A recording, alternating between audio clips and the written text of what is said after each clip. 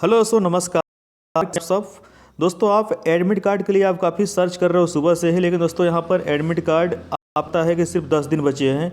तो आज किसी भी हालत में आज एडमिट कार्ड जारी होना ही चाहिए रात के 12 बजे के अंदर। अगर दोस्तों आज रात के 12 बजे तक अगर एडमिट कार्ड नहीं आता है तो कल जान लो कि कल फर्स्ट मीटिंग जो है 12 बजे के अंदर आपका एडमिट कार्ड जारी कर दिया जाएगा। लेकिन दोस्तों अभी तक परीक्षा का जो है कुछ भी रद्द होने की ऐसी कोई सूचना नहीं मिली है। कुछ वीडियो आए थे यूट्यूब पर, लेकिन दोस्तों यहाँ पर आपको बिल्कुल घबराना नहीं है। सीटेट और यूपीटेट में काफ़ी आसमान धरती का फ़र्क होता है। वो स्टेट लेवल का दोस्तों, लेकिन इसमें आपको कोई टेंशन लेने की ज़रूरत नहीं है। इसका जो शेड्यूल एक बार बन चुका है तो बन चुका है, परीक्षा होकर ही रहेगी 16 दिसंबर को ऑनलाइन एग्ज़ाम।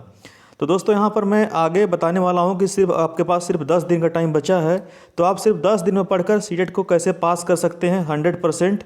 साथ ही साथ दोस्तों आप अच्छा स्कोर भी कर सकते हैं। तो दोस्तों मैं इस वीडियो में जो जो बताने वाला हूँ टॉपिक सिर्फ आपको वही नोट कर लेना है। आप पढ़ने में अच्छे हो, आपने बहुत अच्छी अच्छी कोचिंग ज्वाइन की होगी, आपको अच्छे अच्छे टीचर मिले होंगे, लेकिन दोस्तों मैं यहाँ पर जो बताने वाला हूँ वो बिल्कुल हट के है, बिल्कुल अलग है। मैं यहाँ पर पढ़ाऊँगा नहीं, मैं आपको सिर्फ बताऊँगा कि आपको ये पढ़ लेना है। क्योंकि दोस्तों कम समय बचता है तो बहुत लोग कन्फ्यूज़ होते हैं क्या क्या पढ़ना है, क्या क्या छोड़ना है। तो अगर जो लोग अगर कुछ भी नहीं पढ़े हैं तो उनके लिए वीडियो बहुत ही समझ लीजिए रामबाण है, और जो लोग पढ़ चुके हैं वो उनके लिए भी काफ़ी हेल्पफुल रहेगा। दोस्तों आप इस वीडियो को देखेंगे आपको 110 तक नंबर तक आराम से आ सकता है, 110 मार्क्स तक। तो दोस्तों एक एक करके मैं आपको सब में बताने वाला हूँ कि 10 दिनों में आप अच्छा नंबर कैसे पा सकते हैं। तो दोस्तों आपको पता है कि सीटेट 150 नंबर का होता है और 2.5 घंटे का टाइम मिलता है, जिसमें दोस्तों आपको नेगेटिव मार्किंग आपको बिल्कुल भी नहीं मिलती है। तो दोस्तों यहाँ पर जितने भी प्रश्न पूछे जाते हैं सारे क्वेश्चन होते हैं अंडरस्टैंडिंग वाले, आपको सिर्फ समझ कर ही उत्तर देना होता है। एक बात और दोस्तों, यहाँ पर यूपी टेट की तरह क्वेश्चन नहीं मिलते हैं। यूपी टेट में दोस्तों बिल्कुल एग्जैक्ट क्वेश्चन पूछे जाते हैं, लेकिन यहाँ पर आपको सी टेट में अंडरस्टैंडिंग वाले, मतलब कि आपको समझ समझ करके आंसर करने होते हैं। तो दोस्तों पहले बात करते हैं हम CDP की, चाइल्ड डेवलपमेंट एंड पेडागॉजी का। तो दोस्तों यहाँ पर पहले हम पढ़ते हैं यहाँ पर जीन पियाजे। आपको पता है दोस्तों ऐसा कौन सा एग्ज़ाम होगा सीटेट का, कितने मतलब जितनी बार हुआ है एग्ज़ाम, जीन पियाजे के बारे में हर बार पूछा जाता है। आपको दोस्तों जीन पियाजे के बारे में पढ़ ही लेना है। दोस्तों जीन पियाजे ने जो है संज्ञानात्मक विकास का सिद्धांत दिया था। दोस्तों पियाजे का जन्म स्विट्जरलैंड में हुआ था 1886 में। इन्होंने अपने शुरुआती दिनों में बीने के साथ बुद्धि परीक्षण पर कार्य किया था। अपने इस सिद्धांत के पियाजे ने यह जानने का प्रयास किया था कि छोटे छोटे बच्चे अपने आसपास के बाह्य जगत के बारे में जानकारी किस प्रकार अर्जित करते हैं। तो दोस्तों यही इनका सिद्धांत है और इसी बारे में दोस्तों जीन पियाजे ने बताया है। आपको दोस्तों यहाँ पर कोहलबर्ग के बारे में भी पढ़ लेना है। कोहलबर्ग दोस्तों यहाँ पर कोहलबर्ग का लॉरेंस कोहलबर्ग इनका पूरा नाम होता है। आपको दोस्तों इनके बारे में भी अच्छे से पढ़ लेना है, क्योंकि दोस्तों जब क्वेश्चन आते हैं सिर्फ और सिर्फ इन्हीं से टच आते हैं, इनके सिद्धांत से आते हैं, एग्जैक्ट क्वेश्चन नहीं पूछे जाते। दोस्तों यहाँ पर लॉरेंस कोहलबर्ग ने जीन पियाजे के नैतिक विकास के सिद्धांत को परिष्कृत करने का प्रयास किया था। इस सिद्धांत के प्रतिपादन से पूर्व कोहलबर्ग ने एक यूरोपीय कहानी का अध्ययन किया था। इस कहानी में उन्हें दो बातें मुख्य लगी थी, एक नैतिक दुविधा और एक नैतिक तर्कड़ा। तो दोस्तों यहाँ पर उनके 3 तरह के नियम थे। एक दोस्तों यहाँ पर थे पूर्व परंपरागत नैतिक स्तर, जो कि दोस्तों 4 से 10 वर्ष तक होता है। एक है दोस्तों यहाँ परंपरागत नैतिक स्तर, जो कि 10 से 13 वर्ष का होता है उम्र बच्चों का। और एक स्तर दोस्तों यहाँ पर है पश्च परंपरागत नैतिक स्तर। इन तीनों को दोस्तों कुछ और नाम से भी जानते हैं, प्राक रूढ़िगत नैतिक स्तर, रूढ़िगत नैतिक स्तर और उत्तर रूढ़िगत नैतिक स्तर। तो दोस्तों इसी विषय में यहाँ पर कोहलबर्ग ने बताया है। नेक्स्ट दोस्तों यहाँ पर है वाइगोत्स्की। इनके बारे में दोस्तों आपको भली भांति आप परिचित होंगे, मुझे यहाँ बताने की ज़रूरत नहीं है, आप पढ़ सकते हैं अच्छे से, लेकिन मैं यहाँ पर सिर्फ और सिर्फ हिंट कर रहा हूँ। दोस्तों इन्होंने सामाजिक सांस्कृतिक सिद्धांत के लिए का जो है प्रतिपादन किया था। वाइगोत्स्की का मानना था दोस्तों कि पियाजे ने बच्चों का सीखना स्वतंत्रतापूर्वक माना है, जिसमें परिपक्वता महत्वपूर्ण भूमिका निभाती है। किंतु वाइगोत्स्की का मानना है कि बच्चों का मानसिक विकास सामाजिक सांस्कृतिक अंतःक्रिया के फलस्वरूप ही होता है, जिसमें भाषा का महत्वपूर्ण स्थान होता है। वाइगोत्स्की ने सीखने की प्रक्रिया में निकट विकास के क्षेत्र को ही महत्वपूर्ण माना है, जिसको दोस्तों बोलते हैं zone of the proximal development, समीपस्थ विकास का क्षेत्र या फिर निकट विकास का क्षेत्र। तो दोस्तों यहाँ पर ये वाइगोत्स्की का नियम है। अब दोस्तों हम बात करते हैं यहाँ पर चमस्की का, जो कि दोस्तों भाषा विकास की प्रक्रिया जो है दोस्तों चमस्की ने दिया था। इसके बाद दोस्तों आप पढ़ लेंगे यहाँ पर हार्वर्ड गार्डनर को पढ़ लेंगे, जो कि बहुत इंपॉर्टेंट है। और दोस्तों यहाँ पर फ्रायड है और ब्लूम है, ठीक है। तो दोस्तों इस तरह से ये सारे इंपॉर्टेंट हैं और आपको किसी भी सूरत में इनको पढ़ना ही पढ़ना है। अगर आपको 110 नंबर अगर चाहिए जल्दी में तो आपको इनको पढ़ना ही पढ़ना है। दोस्तों एक बात मैं आपको बता दूं, आपको रटना बिल्कुल भी नहीं है, क्योंकि वो यूपी टेट के क्वेश्चन नहीं आते हैं इसमें आएंगे आपको सिर्फ अंडरस्टैंडिंग वाले, सिर्फ समझना है। आपको ये समझना है कि सामाजिक विकास सिद्धांत का अगर मान लो कोई क्वेश्चन आता है तो ये पूछ देगा कि इसमें जो है इसका प्रतिपादन किसने किया था, तो आपको वहाँ पर तुरंत वाईगोत्स्की मार देना है, ठीक। एक बात और दोस्तों, यहाँ पर आपको यहाँ पर दोस्तों एकदम जो है एग्जैक्ट क्वेश्चन नहीं मिलेंगे, सिर्फ अंडरस्टैंडिंग वाले ही मिलेंगे। कुछ और टॉपिक आपको टच करना है, जैसे दोस्तों यहाँ पर हेरिडिटी, इसके बाद इन्वायरमेंटल और सोशलाइजेशन और ग्रोथ डेवलपमेंट और प्रोग्रेसिव एजुकेशन। इन तीनों के दोस्तों इंडक्टिव एजुकेशन और प्रोग्रेसिव एजुकेशन, इसे भी आपको ध्यान देने की ज़रूरत है। अब दोस्तों हम बात करते हैं नेक्स्ट टॉपिक पे। नेक्स्ट टॉपिक हमारा क्या है दोस्तों, यहाँ पर है ईबीएस, एसएसटी और साइंस।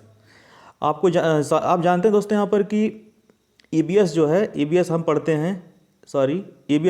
हैं और जो एसएसटी होता है, एसएसटी और साइंस वो मैथ वाले जो पढ़ते हैं, सेकंड पेपर सेकंड के लिए होता है, ये आपको पता ही है, पेपर सेकंड के लिए होता है। लेकिन यहाँ पर अगर आप ईबीएस पढ़ रहे हैं तो आपको यहाँ पर सिर्फ और सिर्फ अगर आपके पास कक्षा 3 से लेकर कक्षा 4 तक का अगर एनसीईआरटी का नोट्स है, भाई आपको पढ़ने में मुश्किल से 2 से 3 घंटे लगेंगे, आप अगर स्पीड से पढ़ेंगे तो। बहुत पतली पतली किताब होती है। अगर आपको नोट्स नहीं है आपके पास अवेलेबल, आपको मैं आइडिया बताता हूँ। आप एनसीईआरटी का जो है ना, आप ऑनलाइन आपको पीडीएफ, बहुत सारा पीडीएफ मिल जाएगा। आप नेट में सर्च करोगे तो आपको एनसीईआरटी की बुक जो है कक्षा 3 से कक्षा 8 तक की बुक आपको मिल जाएगी। या फिर आप चाहो तो जो है इसका पीडीएफ जो है आप कमेंट सेक्शन में कमेंट करना, मैं आपको अवेलेबल करा दूंगा। दोस्तों यहाँ पर कक्षा 3 से कक्षा 8 तक की किताब आपको पढ़नी है ईबीएस के लिए। और अगर ईबीएस के लिए दोस्तों यहाँ पर आपको बेसिक ही पढ़ना है। जैसे दोस्तों यहाँ पर जितने प्रोटोकॉल हुए थे, जितने डेट थे दोस्तों, ये सब आपको पढ़ लेना है। और इकोसिस्टम दोस्तों यहाँ पर इकोलॉजी, ये सारे जो बेसिक काफ़ी इंपॉर्टेंट क्वेश्चन है। ओजोन परत, ये सब आपको जो है मॉन्ट्रियल प्रोटोकॉल, ये सब आपको याद कर लेना है, पढ़ लेना है। ये मैंने बिल्कुल बेसिक बताया, लेकिन यहाँ पर दोस्तों आपको एनसीईआरटी में सब कुछ मिल जाता है। यहाँ पर आपको जितने भी बेसिक्स होते हैं, इसको दोस्तों यहाँ पर एग्जैक्ट क्वेश्चन नहीं आते हैं इसमें, आपको जो है सिर्फ और सिर्फ अंडरस्टैंडिंग ही करना है इसमें। और दोस्तों एक बात और, आपको इसमें पेडागॉजी भी आएगा सभी में 15-15 नंबर का। तो जो मैंने शुरू बताया था सीडीपी, तो ये काफ़ी इंपॉर्टेंट है। अगर उसको आप समझ जाओगे तो आप सीडीपी में मतलब कि आप साइकोलॉजिकल जितने भी आएंगे क्वेश्चन, सारे क्वेश्चन आप हल कर लोगे। अब बात करते हैं दोस्तों यहाँ पर मैथ्स के बारे में। बहुत ऐसे बच्चे होते हैं जो कि मैथ्स जो है क्वेश्चन आते हैं लेकिन आप पढ़ के नहीं जाते हो, ये सोच करके काफ़ी टफ क्वेश्चन होंगे। लेकिन आपको बता दो दोस्तों, यहाँ पर सिर्फ 1 लाइनर क्वेश्चन होते हैं, 1 लाइनर। सिर्फ आप 1 लाइन हल किए और आपका क्वेश्चन जो है रेडी हो जाएगा, आंसर रेडी है। दोस्तों ट्रिंगल पढ़ लेना आपको दोस्तों यहाँ पर, जैसे आपको बता दूँ, ट्रिंगल के बाद यहाँ पर रेक्टेंगल पढ़ लेना है, चतुर्भुज, त्रिभुज। इसका दोस्तों आपको गोला पढ़ लेना है, शंकु पढ़ लेना है, बेलन पढ़ लेना है। इसके बाद आपको दोस्तों यहाँ पर समचतुर्भुज, मतलब जितने प्रकार होते हैं सारे फार्मूले आपको रट लेना है।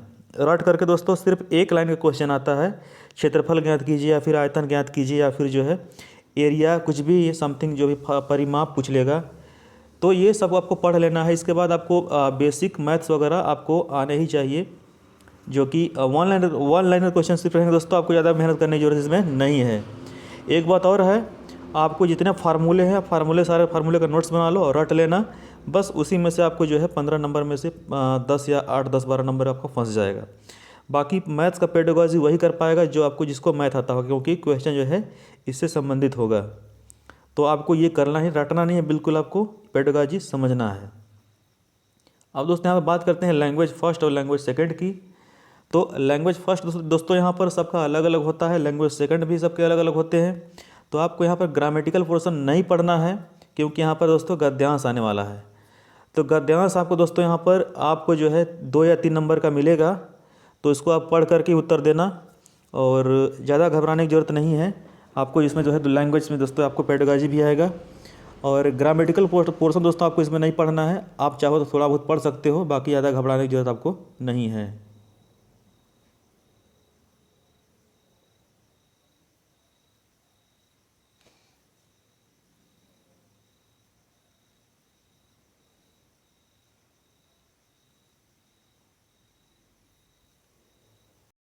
मैं माफ़ी चाहूँगा दोस्तों, यहाँ पर कुछ प्रॉब्लम हो गई थी, लेकिन मैं कोई दिक्कत नहीं है, चलिए ठीक है, ओके हो गया सब कुछ।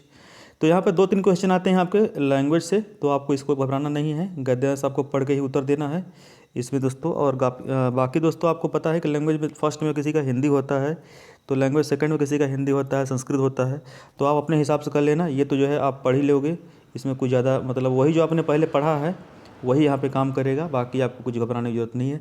जो खास था मैंने यहाँ पे आपको बता ही दिया है। अब दोस्तों यहाँ पे पेडागॉजी में क्या पढ़ लेना है अच्छे से, ये मैं बता रहा हूँ आपको। यहाँ पर आपको एनसीएफ दोस्तों यहाँ पर आपको अच्छे से पढ़ लेना है। जो 5 सिद्धांत है एनसीएफ का, आपको उसको पढ़ लेना है। प्रीवियस ईयर क्वेश्चन आपको बढ़िया से रट कर लेना है, कम से कम 1-2 सेट आप कर ही लेना। उसमें दोस्तों जितने भी क्वेश्चन आए होते हैं काफ़ी इंपॉर्टेंट होते हैं।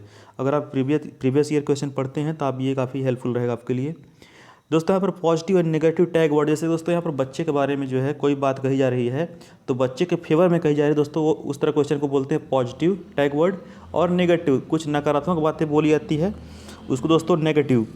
तो ये सारी चीज़ें जो है दोस्तों आप पेडागॉजी में पढ़ लेना। बाकी यहाँ पर आप खुद पहले से रेडी है आपका, मुझे पता है।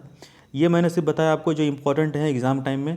एक ज़रूरी बात दोस्तों, यहाँ पर एग्ज़ाम देने से पहले अगर आप जा रहे हैं तो आपको दोस्तों यहाँ पर खुद को एक टीचर मान करके ही आंसर करना है। जैसे कि मान लो कोई क्वेश्चन है तो वहाँ पर अगर आप उसका खुद को टीचर नहीं मानोगे और जो बच्चा है बच्चे को अपना बच्चा मानकर आंसर नहीं करोगे तो आंसर यहाँ पर दोस्तों गलत भी हो सकता है। क्योंकि दोस्तों यहाँ पर अपने बच्चे को जो है ना कोई जो है गलत नहीं करता, अपने बच्चे के फेवर में कभी गलत बात नहीं करता। तो इसी तरह से अगर आप अपने बच्चे को मान करके यहाँ पर अगर आप आंसर करोगे तो हमेशा आप जो है राइट आंसर करोगे। दूसरी चीज़, बच्चे को अपना बच्चा मान लेना है और खुद को टीचर मान लेना है। बच्चे को नुकसान मतलब किसी भी क्वेश्चन में बच्चे के फेवर में अगर नुकसान की बात हो रही है तो वहाँ से बिल्कुल हट जाना है, हमेशा बच्चे को सुरक्षित करके ही चलना है। और दोस्तों ज़रूरी बात यही थी, इतना अगर आप दोस्तों आप फॉलो करते हो तो आपके दोस्तों 110 मार्क्स जो है कहीं नहीं गया है। दोस्तों आई थिंक दोस्तों आपको ये वीडियो काफ़ी हेल्पफुल लगा होगा मेरे हिसाब से। अगर आपको कैसा लगा आप कमेंट में ज़रूर करके बताना। दोस्तों इस तरह से अपडेट अगर पाना चाहते हैं तो मैं आगे भी नई नई वीडियो लेकर आने वाला हूँ। जितने भी यहाँ पर CDP से संबंधित जितने भी यहाँ पे साइंटिस्ट हैं सबके बारे में मैं स्पेशल यहाँ पे वीडियो लेकर आने वाला हूँ, क्लास लेकर आने वाला हूँ। अगर आप चाहते हैं कि मैं लेके आऊँ तो दोस्तों आप हमारे चैनल को सब्सक्राइब कर सकते हैं, बेल आइकन को प्रेस कर सकते हैं। मिलता है दोस्तों किसी अगले नए वीडियो के साथ, तब तक के लिए जय हिंद, वंदे मातरम।